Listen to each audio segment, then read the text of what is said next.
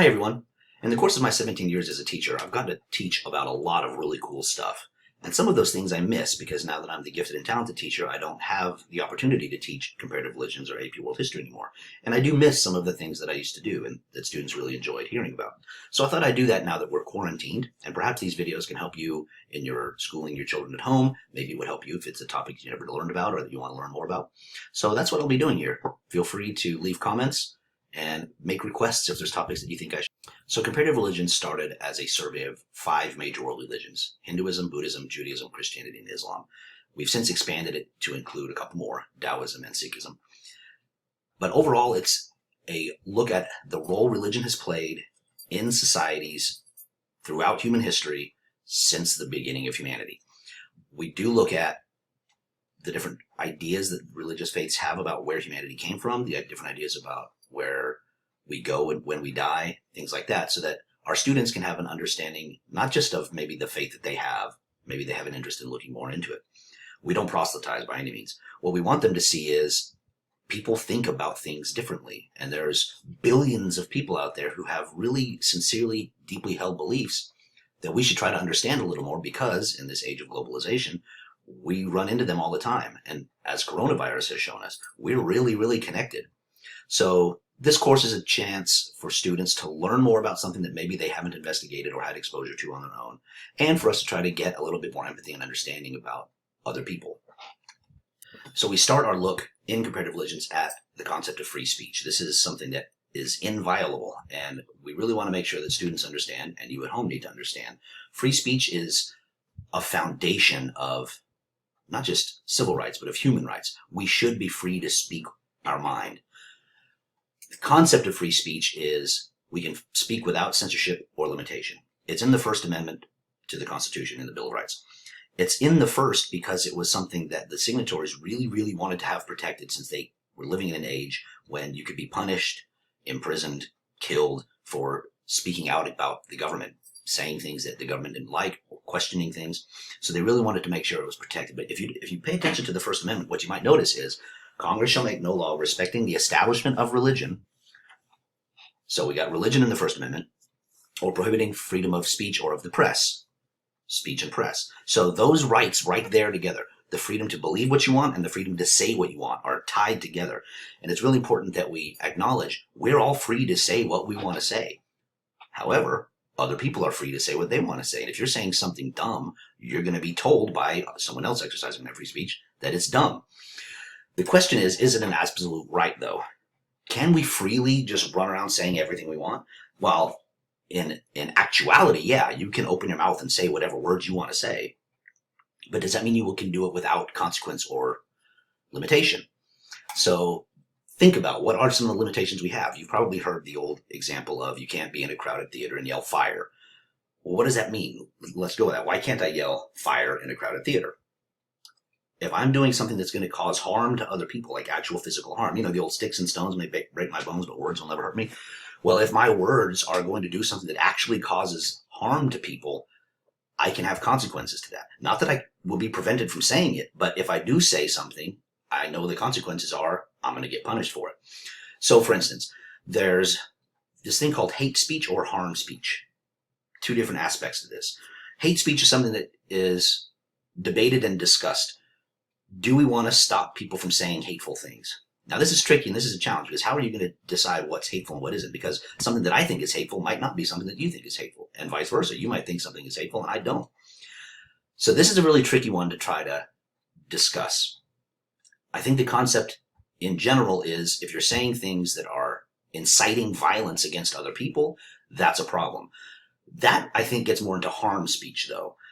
If I say, I'm gonna beat you up, I'm gonna punch you in the face, I'm threatening physical harm to you. And there's, again, a saying, my freedom to swing my fists ends at your nose. I can't punch you, but also, can I threaten to punch you?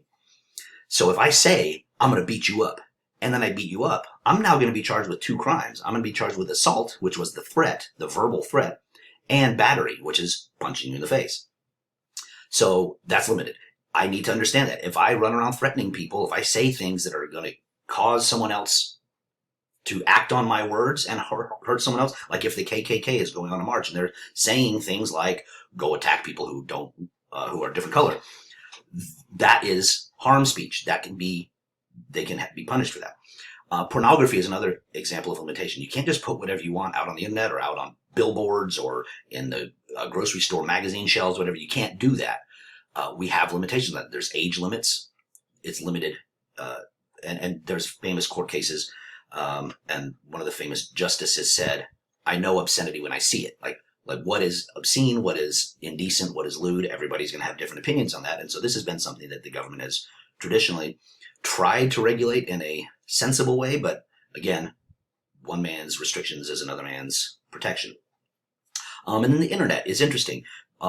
Twitter, Facebook, Instagram freely delete content and comments all the time. They block people from using their platforms.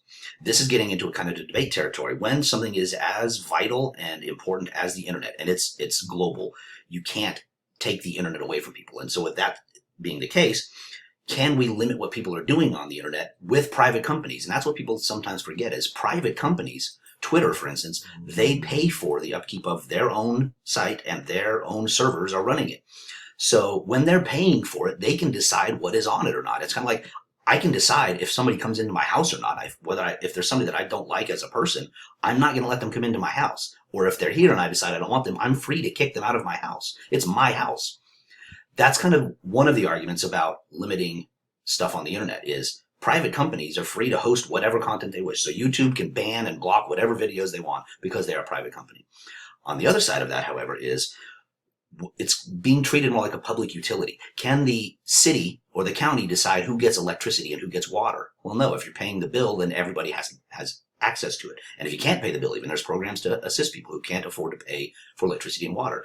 And the internet is becoming, if not already, like a public utility. Everybody needs it. Everybody has access to it. So can we limit or delete stuff that the private companies don't like? That's something that is being discussed and constantly being discussed. We saw net neutrality came along not long ago that had a whole bunch of this debated.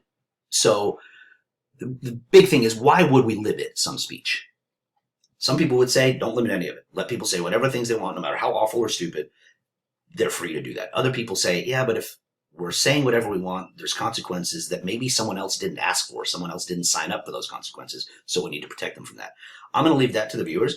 I have my opinions, and I'll share some of them in just a little bit because this is online and not my classroom, so I'm a little bit more free to discuss what I actually think about things.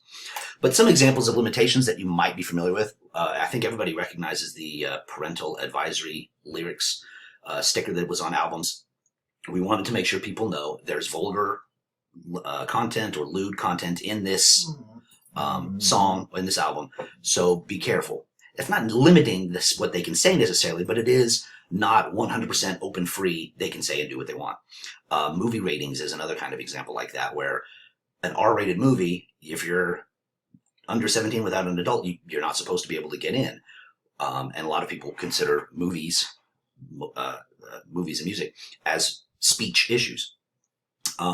Examples of limitations, lots of people might be familiar with the Westboro Baptist Church. There's protests. You're not limited in what you can protest, but you do have to get permits. You can't just start marching around on public property causing disturbances if you haven't gone through the proper channels, because it isn't so much about what you're saying, it's more about crowd control. If you're going to be the KKK, for instance, having a parade, the KKK can have a parade, but they got to get a permit to do that. And if the local government thinks that if there's a fear that the KKK is going to do something that might incite violence, or if there's counter-protesters that say they're going to show up and stop the KKK from marching, this could be a public safety issue that then the government says, and actually has an invested interest in saying, nope, we can't have this happening right now. You got to figure something else out. If you're familiar with Howard Stern, he got into a whole lot of trouble. George Carlin, people like that. There's been various instances, like George Carlin's 7 Words You Can't Say on Television. Howard Stern's almost his entire career has been subject to lawsuits or legal ramifications because of the things that they say over the air.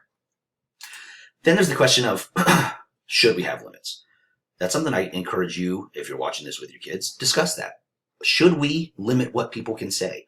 So if I'm limited and I can't say something that someone considers hate speech, or I can't say something that someone considers offensive, Okay?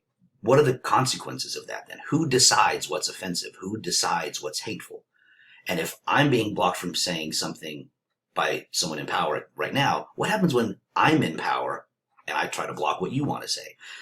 Should we have limits that are legally defined? And how do we define those limits? How do we say you can say this word, but you can't say that word? And if you do say that word, here's the consequences you're going to face. Once we start towing that line of limitations, where do we stop? Where do we pull back? And that's a really valid question, because I certainly don't want things that I say to incite people to violence. And I also need to understand that I live in a society that has rules. And society sometimes says you can't do whatever you want in our presence. Think about it. If you were in the mall and you're just walking around and all of a sudden somebody starts screaming at the top of their lungs and beating their chest. They're free to do that, right? I mean, you could have conceivably just go into public and start screaming and beating your chest like Godzilla or King Kong, not Godzilla. But would you really be able to do that? Would society allow you to do that? But maybe there's no laws against it. There are during the peace. But let's just say society has rules. So should we limit what people can say if we reasonably believe that harm will come to another person?